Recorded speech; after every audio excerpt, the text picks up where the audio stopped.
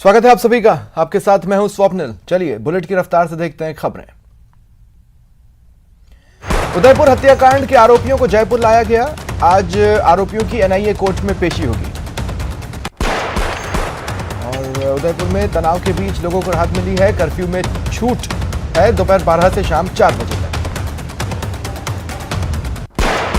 उधर सीकर जिले में लगातार विरोध प्रदर्शन जारी है। आज खंडेला और लक्ष्मणगढ़ बाजार बंद रहे।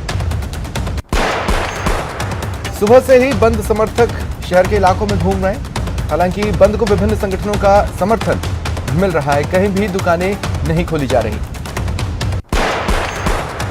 करौली में भी बाजार बंद के आह्वान का विभिन्न व्यापारिक संगठनों ने समर्थन दिया। बाजारों के साथ ही कई निजी, शैक्षणिक और व्यापारिक संस्थान बंद हैं।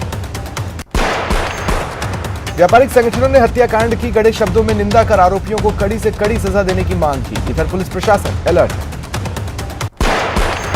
और भरतपुर के बाजार भी पूरी तरह बंद है। सकल हिंदू समाज के बैनर तले बाजारों को बंद किया है। बंद को व्यापारियों ने समर्थन दिया। सुबह से एक भी दुकान नहीं खुली। मेडिकल की दुकान छोड़ सभी प्रकार की दुकानें बंद हैं। और इधर सर्व समाज और व्यापारियों की ओर से आज अलवर बंद किया गया है। पुलिस और जिला प्रशासन की भी पूरी तैयारी है। निजी स्कूल भी बंद है। पुलिस और जिला प्रशासन ने अलवर शहर में फ्लैग मार्च निकालकर शांति और सद्भाव बनाए रखने का संदेश दिया। बंद के दौरान अभय कमांड सेंटर के 350 सीसीटीवी कैमरों के जरिए विशेष निगरानी रखी जा रही है। शहर में 500 पुलिसकर्मी तैनात हैं। सभी थाना क्षेत्रों की गश्त व्यवस्था को भी मजबूत किया गया है। बिजली सप्लाई को बंद नहीं किया जाने की व्यवस्था है। और कोटा भी बंद है। मार्केट सुबह से ही बंद है। दुकानों पर ताले लगे हैं। हिंदू संगठनों के आह्वान पर व्यापारियों ने अपनी दुकानें बंद रखी। सीएडी सर्किल से आज मौन जुलूस निकाला जाएगा। सभी ने बंद को समर्थन दिया। इसका व्यापक असर भी दिख रहा है। और इधर आज कोटा में एशिया की प्रसिद्ध भामाशाह मंडी को बंद रखा गया है। मंडी व्यापार संघ की ओर से बंद का समर्थन करते हुए आज नीलामी कार्य को बंद रखा गया है। अब मंडी सोमवार को ही खुल पाएगी। श्रीगंगानगर में एटा सिंगरासर माइनर निर्माण की मांग को लेकर संघर्ष समिति ने सूरतगढ़ थर्मल की कोयला रेल लाइन को जाम करने का कार्यक्रम रद्द किया। अब 14 जुलाई को एटा सिंगरासर माइनर निर्माण संघर्ष समिति के द्वारा राज्य सरकार के प्रतिनिधियों से वार्ता होगी। सीकर के फतेहपुर इलाके में शुक्रवार रात कार को टक्कर मारने के बाद बस पलट गई। एक व्यक्ति की मौत हुई। 1 दर्जन लोग घायल।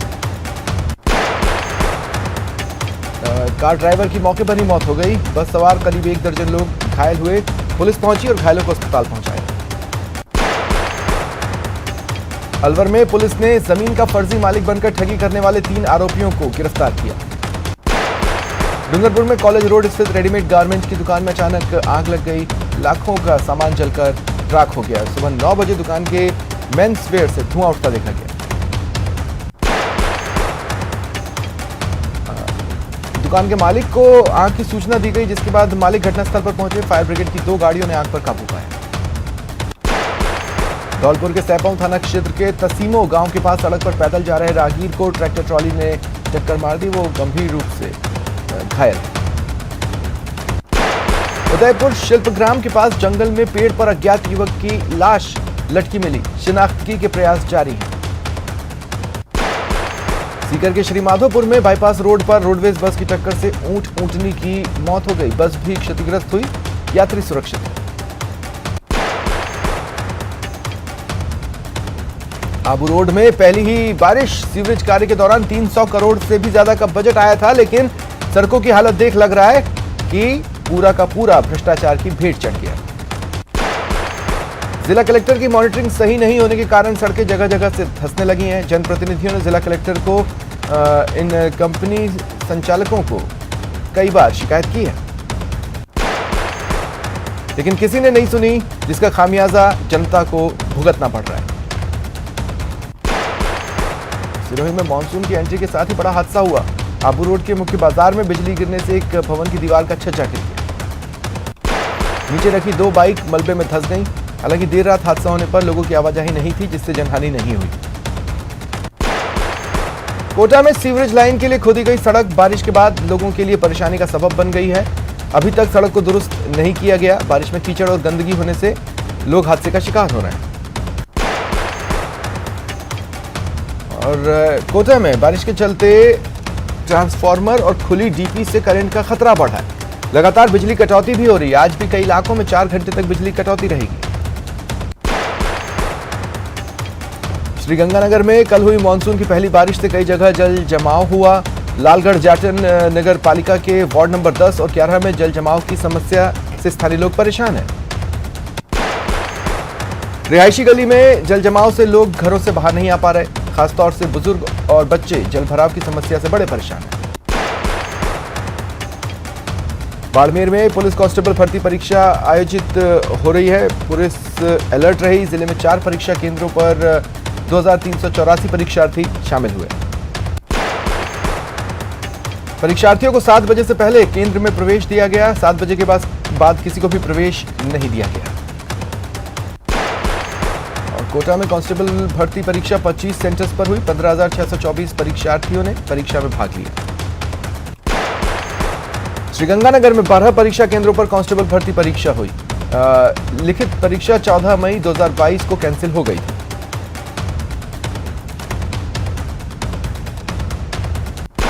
उत्तर रेलवे के अंबाला मंडल पर राजपुरा धुरी रेलखंड के मध्य स्थित छिंदनवाला स्टेशन पर नॉन इंटरलॉकिंग के कार्य के चलते 5 जुलाई को ट्रैफिक ब्लॉक लिया जाएगा। अलवर में शमशान घाट में बने कूड़े की डंपिंग यार्ड से आसपास रहने वाले लोगों का रहना मुश्किल हो चला है। दरअसल शमशान घाट पर पंचायत ने एक पार्क का निर्माण किया, लेकिन जब से ग्राम पंचायत नगर पालिका में तब्दील हुई तब से नगर पालिका ने उसे डंपिंग यार्ड बना दिया।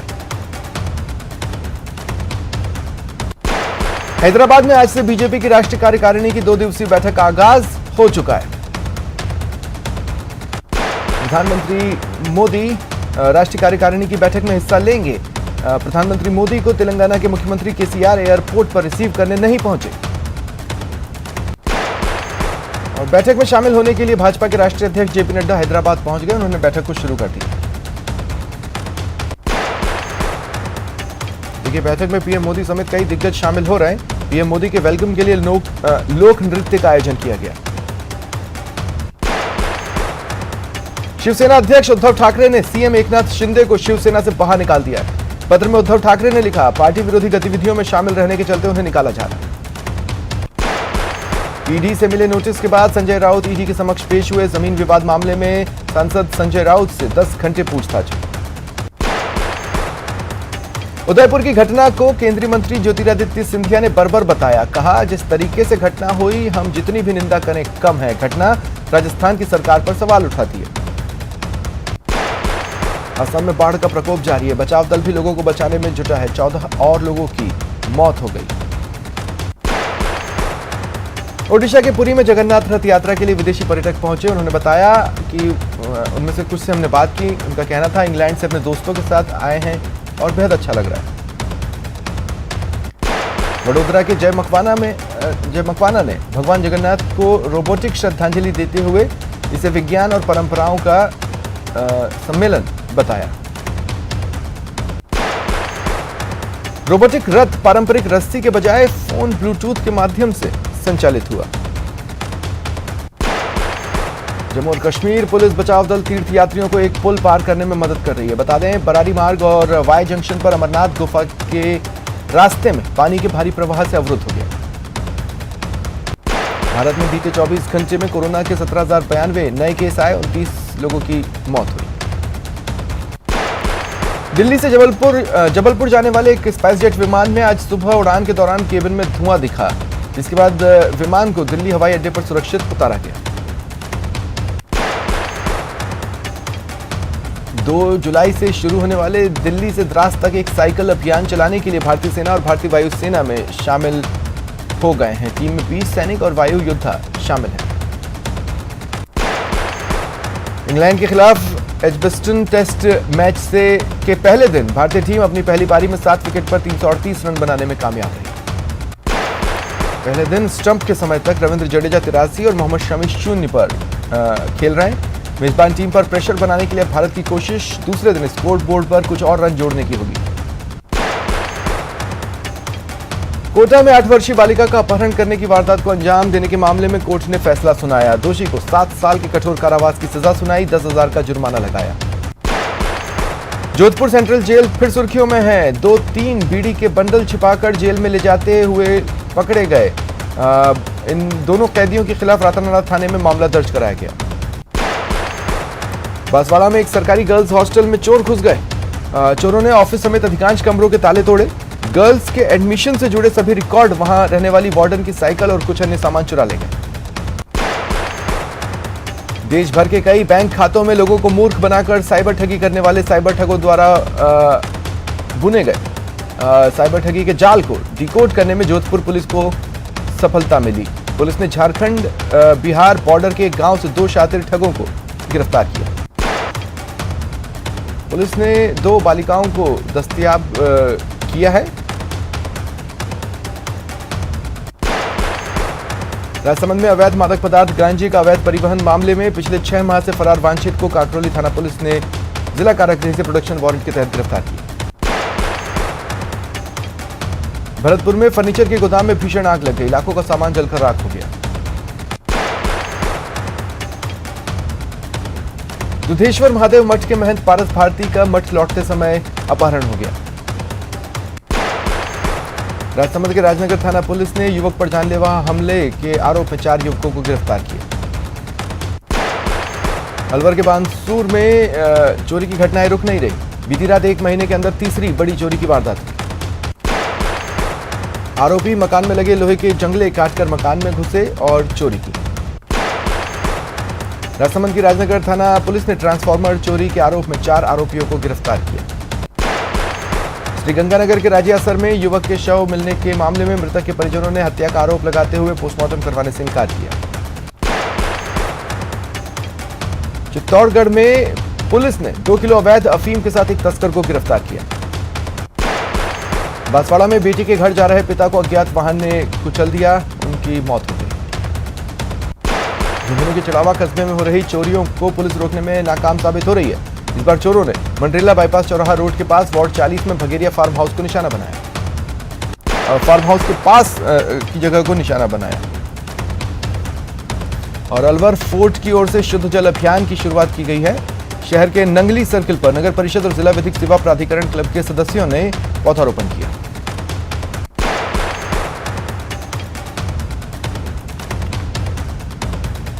नेफ्ताली बेनेट के बाद येर लैपिड इजरायल के 14वें प्रधानमंत्री बन गए हैं। नवंबर में होने वाले आम चुनावों से पहले बेनेट की गठबंधन सरकार में विदेश मंत्री रहे लैपिड को अंतरिम राष्ट्रपति बनाया गया है। बेनेट और लैपिड ने अलग अलग विचारधारा की 8 पार्टियों के साथ मिलकर गठबंधन सरकार बनाई थी। रूस और यूक्रेन के बीच चल रहे युद्ध के दौरान अमेरिका ने यूक्रेन को $82 करोड़ की सहायता की घोषणा की। पाकिस्तान में ईश निंदा के आरोप में सैमसंग कंपनी के 27 कर्मचारी पुलिस हिरासत में लिए गए। दक्षिणी ईरान में रात 3 बजे भूकंप के झटके लगे। रिक्टर स्केल पर तीव्रता 6.0 मापी गई। चीन के शिनजियांग में देर रात लगे भूकंप के झटके, तीव्रता 4.3 रही। और अफगानिस्तान में हाल ही में आए भूकंप से प्रभावित लोगों के प्रति संवेदना व्यक्त करते हुए भारत के उप स्थायी प्रतिनिधि पुनीत अग्रवाल ने बताया कि भारत ने अफगानिस्तान के लोगों के लिए 2 उड़ानों में 27 टन आपातकालीन राहत सहायता भेजी।